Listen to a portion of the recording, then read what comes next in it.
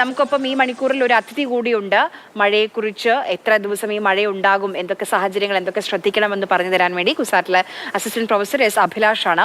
Abhilash, monsoon സജീവമായി എന്ന് നമുക്ക് പറയാമോ ഈ ഘട്ടത്തിൽ?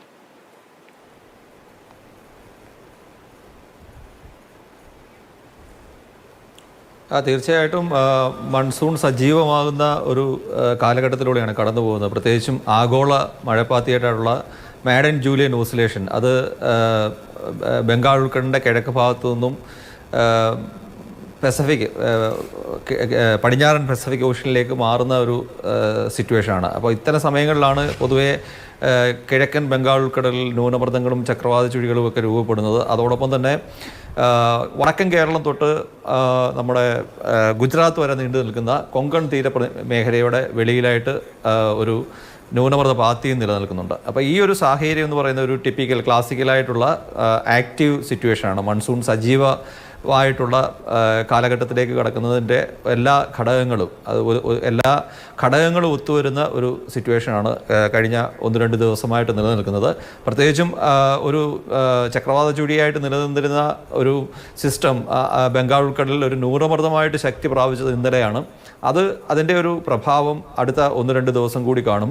അത് ഒറീസയിലൂടെ കരയിലേക്ക് പ്രവേശിക്കുന്നതിനനുസരിച്ച് ആണ് ഈ നമ്മുടെ പടിഞ്ഞാറൻ കാറ്റിൻ്റെ ശക്തി കൂടിയത്. അപ്പം പടിഞ്ഞാറൻ കാറ്റിൻ്റെ ശക്തി ഈ കാലഘട്ടത്തിൽ ഏകദേശം 50 കിലോമീറ്ററിന് മുകളിൽ വരെയായിരുന്നു. അപ്പോൾ ഇതെല്ലാം ചേരുന്നത് കൊണ്ടാണ് നമ്മുടെ കേരളത്തിൽ ഇന്ന് വ്യാപകമായിട്ട് 2-3 ദിവസമായിട്ട് പ്രത്യേകിച്ചും വടക്കൻ കേരളത്തിൽ, കാരണം വടക്കൻ കേരളം തൊട്ടാണ് ഈ ന്യൂനമർദ്ദ പാത്തി സജീവമായിട്ട് നിലനിൽക്കുന്നത്. അതുകൊണ്ടാണ് വടക്കൻ കേരളം കേന്ദ്രീകരിച്ച് കൂടുതൽ അതിതീവ്ര മഴയും, എന്നാൽ ബാക്കി ജില്ലകളിൽ മഴയോടൊപ്പം തന്നെ കാറ്റും കൂടി നമുക്ക് അനുഭവപ്പെടുന്നത്. കാറ്റ് 50 കിലോമീറ്റർ വേഗതയിൽ എത്തുന്ന കാറ്റും നമുക്ക് അനുഭവപ്പെടുന്നത്. അപ്പം രണ്ടും കൂടി വരുമ്പോഴാണ് ഈ പല മേഖലകളിലും, പ്രത്യേകിച്ചും തെക്കൻ കേരളത്തിലും മധ്യ കേരളത്തിലും മഴയെക്കാട്ടിലും കൂടുതൽ പ്രശ്നങ്ങൾ ഉണ്ടാക്കുന്നത് മൊത്തം ഈ കാറ്റ് കൊണ്ടുണ്ടാകുന്ന പ്രശ്നങ്ങളാണ്. മരങ്ങളായാലും അല്ലെങ്കിൽ മറ്റു ഹോർഡിങ്സുകളായാലും വീടുകളൊക്കെ നാശനഷ്ടം ഉണ്ടാകുന്നതെല്ലാം കാറ്റുമായിട്ട് ബന്ധപ്പെട്ടതാണ്. അപ്പം മഴയും കാറ്റും ചേരുന്ന ഒരവസ്ഥയാണ് കേരളത്തിൽ ഇപ്പോൾ ദൃശ്യമായിക്കൊണ്ടിരിക്കുന്നത്. പ്രത്യേകിച്ചും വടക്കൻ കേരളത്തിൽ തീവ്രമായിട്ടുള്ള മഴ തന്നെയാണ് 1-2 ദിവസം കൂടി നമ്മൾ പ്രതീക്ഷിക്കേണ്ടത്. വ്യാപകമായിട്ടുള്ള ഇപ്പോൾ തിരുവനന്തപുരം, കൊല്ലം മഴ മുന്നറിയിപ്പ് ഇല്ലെങ്കിൽ പോലും ഈ ചക്രവാത ചുഴിയും ന്യൂനമർദ്ദവും ഒക്കെ ഉണ്ടാകുന്ന മുറയ്ക്ക് അല്ലെങ്കിൽ അതിൻ്റെ സഞ്ചാര പദം മാറുന്നതിനനുസരിച്ച് ഒരുപക്ഷെ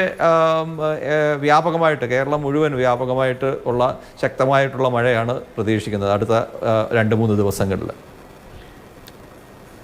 ഒരു കാര്യം കൂടി, ഇന്നിപ്പം നോക്കുകയാണെങ്കിൽ 2 ജില്ലകളിൽ ഒഴിച്ച് ബാക്കി എല്ലാ ജില്ലകളിലും മഴ മുന്നറിയിപ്പുണ്ട്. പക്ഷേ ഈ കേരള ഡിസാസ്റ്റർ മാനേജ്മെന്റ് നൽകുന്ന മുന്നറിയിപ്പ് നാളെ കൂടി. ഇപ്പം പലരും പറയുന്നുണ്ട് ഇന്നലെ പെയ്ത മഴയുടെ ഒരു തീവ്രത ഇന്നില്ല എന്ന്. നാളെയോടുകൂടി മഴയുടെ ശക്തി കുറയും, തീവ്രത കുറയുമെന്ന് പറയുന്നുണ്ട്. അങ്ങനെയാണോ?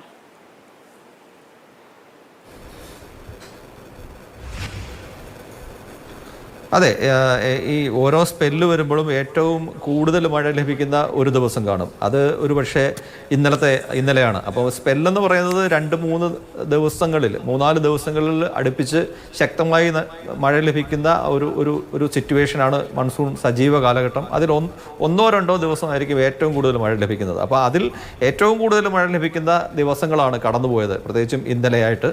അപ്പം ഇന്നലെ ലഭിച്ച മഴയുടെ ആ ഒരു തോതിലുള്ള മഴ ഇന്ന് പ്രതീക്ഷിക്കുന്നില്ല. അത് പൊതുവേ ആ സജീവാവസ്ഥ ഒന്ന് അയയുന്നതിനനുസരിച്ച് നാളെയും മറ്റന്നാളൊക്കെ ആകുമ്പോഴേക്കും മഴയിൽ കാര്യമായിട്ടുള്ള കുറവും ഉണ്ടാകാനുള്ള സാധ്യതയാണ്. പക്ഷേ ഇതെല്ലാം ഡിപ്പെൻഡ് ചെയ്യുന്നത് 19-ാം തീയതി മറ്റൊരു ന്യൂനമർദ്ദ സാധ്യത കൂടി പറയുന്നുണ്ട്. അപ്പോൾ അതിൻ്റെ ഒരു സാഹചര്യം കൂടി നമ്മൾ വിലയിരുത്തിക്കൊണ്ട് വേണം അപ്പോൾ മഴ കുറയുന്നോ ഇല്ലയോ എന്ന് നമ്മൾ കണക്കാക്കാം. എന്നാൽ പോലും ഇപ്പോൾ ഇന്നലെ നിലനിന്നിരുന്ന ഒരു വലിയ മഴയുടെ സാഹചര്യം ഇന്ന് നിലനിൽക്കുന്നില്ല. പക്ഷേ വടക്കൻ കേരളത്തിൽ ഇന്നും ഒരു ശക്തമായ അല്ലെങ്കിൽ തീവ്രമായിട്ടുള്ള മഴയ്ക്കുള്ള സാധ്യതയുമുണ്ട്.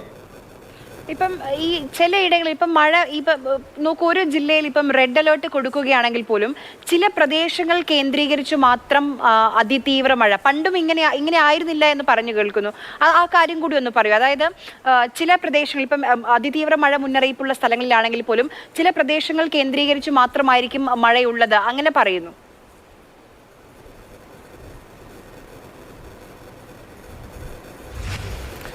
അല്ല, അങ്ങനെ നമുക്കിപ്പോൾ ഈ ഒരു ലഭിച്ചുകൊണ്ടിരിക്കുന്ന ഒരു സ്പെല്ലിൻ്റെ കാര്യത്തിൽ നമ്മൾ അങ്ങനെ പറയേണ്ട കാര്യമില്ല. കാരണം വടക്കൻ കേരളത്തിലാണ് പൊതുവേ മൺസൂൺ എടുത്തു കഴിഞ്ഞാൽ നമുക്ക് മൺസൂണിൻ്റെ മഴയുടെ പാറ്റേൺ നമ്മൾ പരിശോധിച്ച് കഴിഞ്ഞാൽ സ്വാഭാവികമായിട്ടും വടക്കൻ കേരളത്തിലാണ് മൺസൂൺ മഴ കൂടുതൽ കിട്ടുന്നത്. അതായത് തെക്കൻ കേരളത്തിൽ കിട്ടുന്നതിനേക്കാളും ഒരു സീസണിൽ തെക്കൻ കേരളത്തിൽ കിട്ടുന്നതിനേക്കാളും ഒരു 50 സെൻറ്റിമീറ്റർ കൂടുതൽ മഴ ലഭിക്കുന്നത് വടക്കൻ കേരളത്തിലാണ്. എന്ന് പറഞ്ഞു കഴിഞ്ഞാൽ മൺസൂണിൻ്റെ കാറ്റ്, അതുപോലെ തന്നെ ന്യൂനമർദ്ദ പാത്തിയുടെ പൊസിഷൻ, ഇതൊക്കെ വടക്കൻ കേരളത്തിൻ്റെ അടുത്ത് വരുന്നതുകൊണ്ടാണ് വടക്കൻ കേരളത്തിൽ കൂടുതൽ മഴ കിട്ടുന്നത്. അപ്പം ഇപ്പോൾ ഒരു ടിപ്പിക്കൽ ആക്റ്റീവ് സിറ്റുവേഷനാണ്. അതുകൊണ്ടൊരു ലോക്കലൈസ്ഡ് ആയിട്ടുള്ള മഴയല്ല ഈ 3-4 ദിവസമായിട്ട് നമ്മൾക്ക് ലഭിച്ചുകൊണ്ടിരിക്കുന്നത്. പക്ഷേ തെക്കൻ കേരളത്തിൽ മഴ കുറവാനുള്ള കാരണം, അത് പൊതുവേ തെക്കൻ കേരളത്തിൽ മൺസൂൺ സമയത്ത് മഴ കുറവാണ്. പക്ഷേ വിൻഡ്, കാറ്റിൻ്റെ അനുകൂല ഘടകങ്ങൾ വരുമ്പോഴാണ് തെക്കൻ കേരളത്തിൽ മഴ ലഭിക്കുന്നത്. അപ്പം പൊതുവേ വ്യാപകമായിട്ടുള്ള മഴയാണ് എറണാകുളം കുറച്ച് തൊട്ട് വടക്കോട്ടുള്ള ജില്ലകളിൽ ലഭിച്ചുകൊണ്ടിരിക്കുന്നത്. എന്നാൽ തെക്കൻ കേരളത്തിലെ മഴയെന്ന് പറഞ്ഞാൽ കൂടുതലും ഈ മലയോര മേഖലകൾ കേന്ദ്രീകരിച്ച് ലഭിക്കുന്ന, അതായത് ഇടുക്കിയിലായാലും പത്തനംതിട്ടയായാലും തിരുവനന്തപുരം, കൊല്ലം ജില്ലകൾ എടുത്തു കഴിഞ്ഞാൽ കൂടുതൽ മഴ ഒരു മലയോര മേഖലകൾ കേന്ദ്രീകരിച്ച് ലഭിക്കുന്ന കാര്യം എടുക്കുകയാണ്. ഇപ്പം മലവെള്ളപ്പാച്ചിൽ, ഉരുൾപൊട്ടൽ, നമുക്കറിയാം ആ ഒരു ആശങ്ക ഇപ്പോൾ കേരളത്തിന്റെ പല ഭാഗങ്ങളിലുണ്ട്, മലയോരത്ത് മാത്രമല്ല എന്നുകൂടി പറയേണ്ടിയിരിക്കുന്നു. അപ്പം ഇപ്പം ഈ പെയ്യുന്ന ഈ സ്പെല്ലിൽ നമ്മൾക്ക് ആ ശ്രദ്ധ കൂടി വേണ്ടതുണ്ടോ?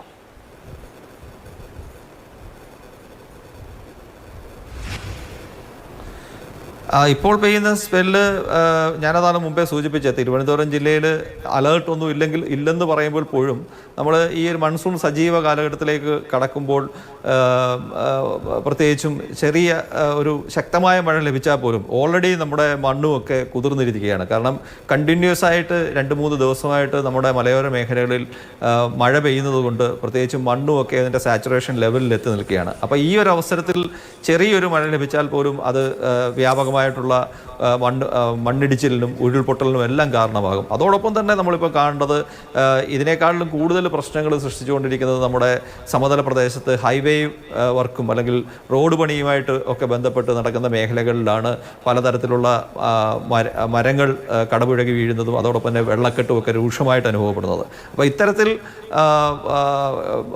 കിഴക്കൻ ഭാഗത്ത് മലയോര മേഖലകളിലുള്ള പ്രശ്നങ്ങൾ തന്നെ ഈ നമ്മുടെ പടിഞ്ഞാറൻ ഭാഗത്തും ദൃശ്യമാകുന്നുണ്ട്. പല മേഖലകളിലും പടിഞ്ഞാറും ഈ മണ്ണിടിച്ചിലും അതുപോലെ തന്നെ മരങ്ങൾ വീഴുന്നതായിട്ടുമൊക്കെ ശ്രദ്ധയിൽപ്പെട്ടിട്ടുണ്ട്. അത് കൂടുതലും നിർമ്മാണ പ്രവർത്തനങ്ങളുമായിട്ട് ബന്ധപ്പെട്ടിട്ടുള്ളതാണ്. അപ്പം പൊതുവേ ഈ ഒരു ചെറിയ മഴയ്ക്ക് പോലും ഇത്തരം പ്രശ്നങ്ങൾ ഉണ്ടാകുന്നത് നമ്മൾ ഗൗരവമായിട്ട് എടുക്കേണ്ടതാണ്. അതിൽ എല്ലാ ആൾക്കാരുടെയും ശ്രദ്ധയും സഹകരണവും വളരെ അത്യാവശ്യമാണ്. ഇപ്പം തന്നെ ചിറ്റൂർ മേഖലയിൽ ഇങ്ങനെ ഒരു വിഷയം ഉണ്ടാകുമ്പോൾ ആവശ്യമില്ലാതെ തന്നെ ഇത് കാണാൻ വേണ്ടി ധാരാളം ആൾക്കാർ അവിടെ കൂടുന്ന ഒരു പ്രവണതയുമുണ്ട്. അപ്പോൾ ഇത്തരം കാര്യങ്ങളിൽ നിന്നും സ്വാഭാവികമായിട്ടും ആൾക്കാർ ഒഴിഞ്ഞു നിൽക്കണം എന്നുള്ളതാണ്. കാരണം അത് രക്ഷാപ്രവർത്തനത്തിൽ മഴക്കെടുതിയുമായി ബന്ധപ്പെട്ട വാർത്തകളിൽ കൂടുതലും ഈ മരം ഓടിക്കൊണ്ടിരിക്കുന്ന വാഹനത്തിന് മുകളിലേക്ക് അല്ലെങ്കിൽ പാർക്ക് ചെയ്തിരിക്കുന്ന വാഹനത്തിന് മുകളിലേക്ക് മരം ഒടിഞ്ഞു വീഴുന്ന ആ രീതിയിലുള്ള അപകടങ്ങളും ഇപ്പോൾ കൂടുന്നുണ്ട്.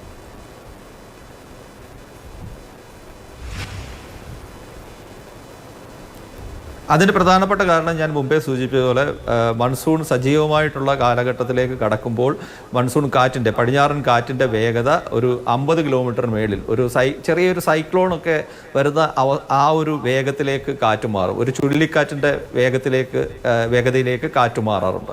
അത് നമ്മുടെ പ്രത്യേകിച്ചും മലയോര മേഖലയിലായാലും ഈ എല്ലാ സ്ഥലത്തും ഈ വൈദ്യുതി ബന്ധം വിച്ഛേദിക്കുന്നതും എല്ലാം ഈ മരങ്ങൾ കടപുഴകി വീഴുന്നതുകൊണ്ടാണ്. അപ്പം പ്രത്യേകിച്ചും ഈ മഴമേഘങ്ങളോടൊപ്പം തന്നെ ഈ കാറ്റൂടെ ശക്തിപ്പെടുന്നത് ഇത്തരം മിന്നൽ ചുഴികളും 1-4-5 മിനിറ്റ് മാത്രം നീണ്ടു നിൽക്കുന്ന അതിശക്തമായിട്ടുള്ള കാറ്റ് ഉണ്ടാകാനുള്ള സാഹചര്യം സൃഷ്ടിക്കപ്പെടും.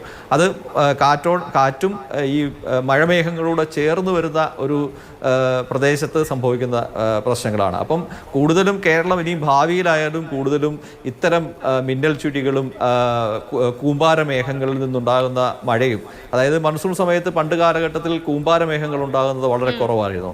കാരണം മഴമേഘങ്ങളുടെ ഹൈറ്റ് ഒരു 5-6 കിലോമീറ്ററേ പോവുകയുള്ളൂ. പക്ഷേ ഇപ്പോൾ കണ്ടുവരുന്നത് മൺസൂൺ മേഘങ്ങളുടെ ഘടനയിൽ വലിയ മാറ്റങ്ങൾ വന്നിട്ടുണ്ട്. 5 കിലോമീറ്റർ 6 കിലോമീറ്റർ വരെ ഉയരത്തിൽ ഉണ്ടായിരുന്ന മേഘങ്ങൾ 8, 10, 12 കിലോമീറ്റർ വരെ ഉയരത്തിലേക്ക് മാറുന്നു. അപ്പോൾ ഇതിൻ്റെ പാർട്ടായിട്ടുണ്ടാകുന്ന വലിയ മഴ, അതോടൊപ്പം തന്നെ ഈ മേഘക്കൂട്ടത്തിൽ നിന്ന് വരുന്ന വലിയ ഈ ഡൗൺ ബേസ്റ്റ് എന്ന് പറയുന്ന ഒരു വിൻഡ് ഗസ്റ്റ് വരുന്നു. അതോടൊപ്പം തന്നെ മൺസൂണിൻ്റെ കാറ്റിൻ്റെ പാർട്ടായിട്ടുള്ള വലിയ പടിഞ്ഞാറൻ കാറ്റിൻ്റെ വേഗത വർദ്ധിക്കുന്നു. ഇതെല്ലാം ഭാവിയിലും കൂടുതൽ പ്രശ്നങ്ങൾ കേരളത്തിലെ പോലുള്ള പ്രദേശങ്ങൾക്ക് സൃഷ്ടിക്കാനുള്ളത്. ഓൾറെഡി തന്നെ നമുക്ക് കൊങ്കൺ മേഖലയിൽ പണ്ട് കാലത്ത് നിലനിന്നിരുന്ന സംഭവങ്ങളാണ് ഇപ്പോൾ കുറേ കാലമായിട്ട് ഒരു 4-5 വർഷമായിട്ട് കേരളത്തിലും ആ തരത്തിലേക്ക് പാറ്റേൺ മാറിക്കൊണ്ടിരിക്കുന്നത്. ശരി, വളരെയധികം നന്ദി ശ്രീ എസ് അഭിലാഷ്, ഇത്രയും കാര്യങ്ങൾ പറഞ്ഞു തന്നതിന്, ഞങ്ങൾക്കൊപ്പം ചേർന്നതിന് വളരെയധികം നന്ദി.